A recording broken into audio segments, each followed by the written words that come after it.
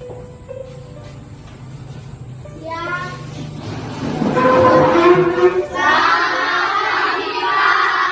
Selamat pagi juga anak-anak.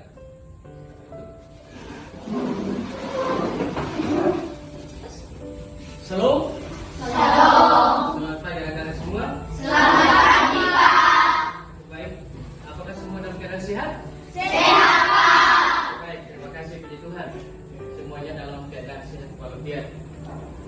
Oke, baik. Kita akan memulai pelajaran kita ya, pelajaran agama Kristen. Nah, sebelum kita memulai dengan pelajaran kita pada pagi hari ini, kita harus mengawali dengan doa. Dan doa ini akan dipimpin oleh seorang anak. Silakan maju.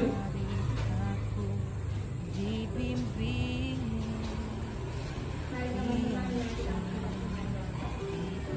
terima kasih Tuhan, terima kasih karena Tuhan telah menjaga melindungi kami. Sekarang kami akan memulai pelajaran pada pagi hari ini. Biar Tuhan memberkati kami dan Tuhan memberi hikmat, manfaat dan berkat biar kami bisa memahami pelajaran yang perlu kami berikan Tuhan. Ampuni salah dosa kami dalam nama Tuhan Yesus kami berdoa. Baik, terima kasih. Oke, baik, Pak akan mengecek kehadiran anak-anak. Ketua kelas. Sakit 2 orang, 4 tidak menderita, yang alfa tidak ada. Baik, terima kasih. Yang sakit, kita berdoa supaya teman kita cepat sembuh dan bisa besok datang ke sekolah seperti biasa. Baik, kita akan masuk dalam pembelajaran kita pada pagi hari ini. Dan materi yang Pak bawa hari ini adalah tentang ibadah yang sejati. Baik. Kompetensi dasarnya adalah meyakini ibadah yang berkenan kepada Allah. Indikatornya adalah mengimani ibadah yang berkenan kepada Allah. Oke, baik anak-anak. Pak Guru akan menjelaskan sedikit tentang ibadah yang sejati. Nah, tahukah kamu apa yang dimaksud dengan ibadah yang sejati? Benar tidak tahu? Oke, baik. Pak Guru akan menjelaskan apa itu ibadah yang sejati. Nah, ibadah yang sejati adalah ibadah yang murni, atau ibadah yang benar kepada Tuhan. Pak ulangi, ibadah yang sejati adalah ibadah yang murni atau ibadah yang benar kepada Tuhan. Coba anak-anak ulangi. Ibadah yang sejati adalah ibadah yang murni dan ibadah yang benar kepada Tuhan. Oke, baik, terima kasih. Nah, ada juga yang mengartikan sebagai ibadah yang kudus dan berkenan kepada Tuhan. Nah, kata ibadah sering kita disalahartikan. Nah, ibadah kadang hanya diartikan sebatas upacara keagamaan, yaitu kebaktian yang dilakukan di gereja, di sekolah, atau di rumah. Padahal ibadah memiliki pengertian yang sangat luas. Ibadah tidak hanya menyangkut dengan persekutuan atau kegiatan di gereja dan di rumah-rumah. Ibadah melainkan berhubungan dengan seluruh sikap hidup kita setiap hari. Nah, ibadah yang sejati bukan hanya sekedar kita beribadah setiap minggu dengan rajin, tapi juga terbatas pada menyanyi, berdoa, dan membaca firman Tuhan. Nah, di sini surat Yakobus mencatat bahwa ibadah yang murni atau ibadah yang benar adalah mengendalikan lidah, mengunjungi yatim piatu, mengunjungi teman yang sakit. Nah, jadi ibadah itu harus tercermin dalam tingkah laku dan gaya hidup kita, yang terutama adalah melakukan apa yang diperintahkan Tuhan. Nah, adik-adik, itulah yang dimaksud oleh Rasul Paulus ketika menjelaskan pengertian ibadah. Nah, di sini dalam Roma 12 ayat 1 sampai ayat yang kedua itu, bagi Rasul Paulus adalah mempersembahkan tubuh sebagai persembahan yang hidup, kudus dan berkenan kepada Allah. Itulah ibadah yang sejati. Nah, anak-anak,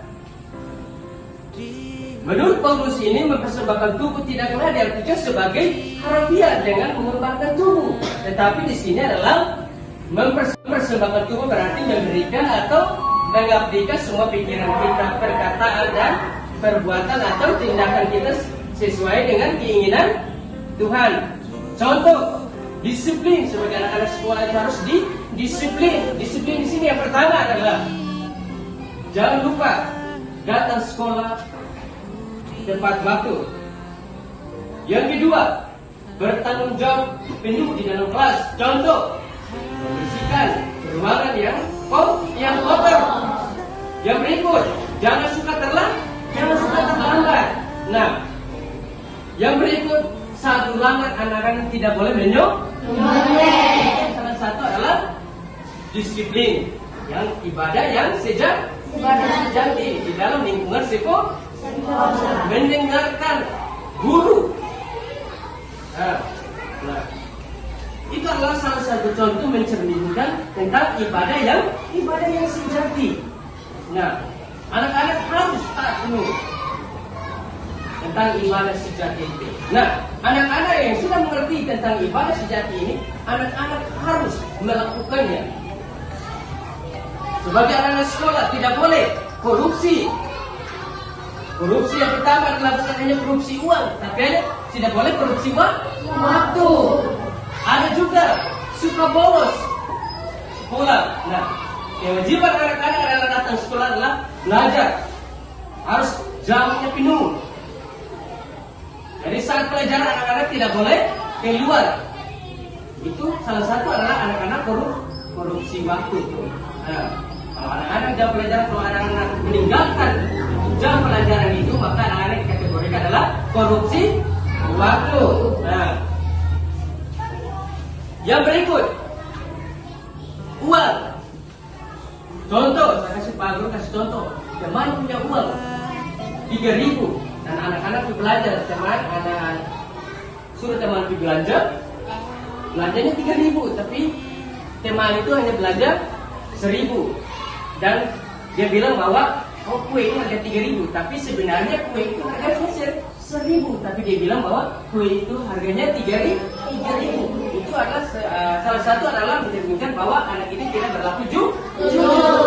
Dia sudah dikategori adalah dia sudah korupsi. Tambahannya adalah uang. Walaupun uang itu kecil, tapi itu sudah kategori adalah uang. Kalau anak-anak sudah mulai menipu dengan hal kecil, maka lama-lama akan anak-anak menggunakan penipuan yang sangat besar. Jadi mulai hari ini materi kita adalah tentang Tuhan Yesus mengajarkan kita ibadah yang sejati adalah kita harus bertanggung jawab, disiplin. Oke, baik anak-anak, sampai di sini. Belum ada yang kurang paham? Silakan rekan bertanya kepada Pak Guru. Pak, saya mau bertanya sekali lagi tentang korupsi.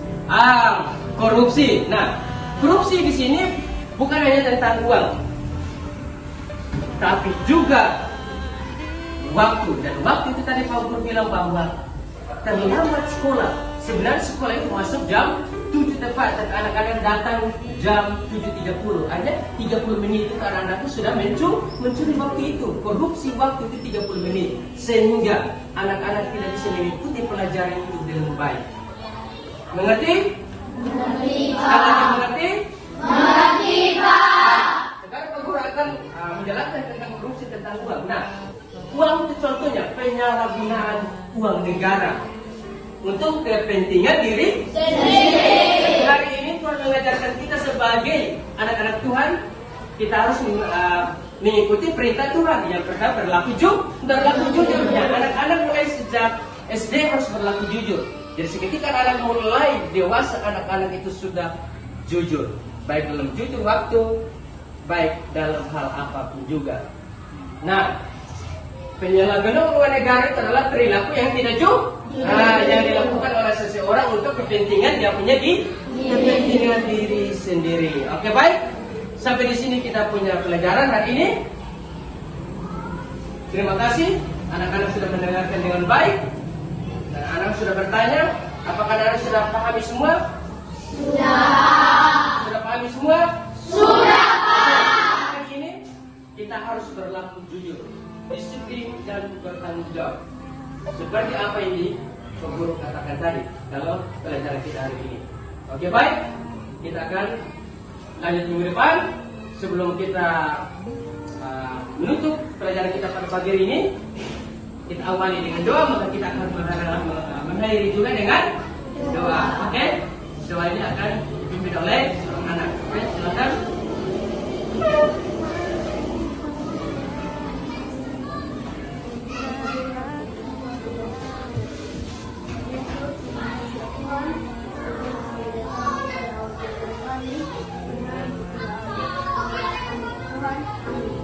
Oke, amin. Oke, Pak akan keluar. Kita bertemu kembali pada minggu depan. Oke, selamat pagi semua. Selamat pagi, Pak.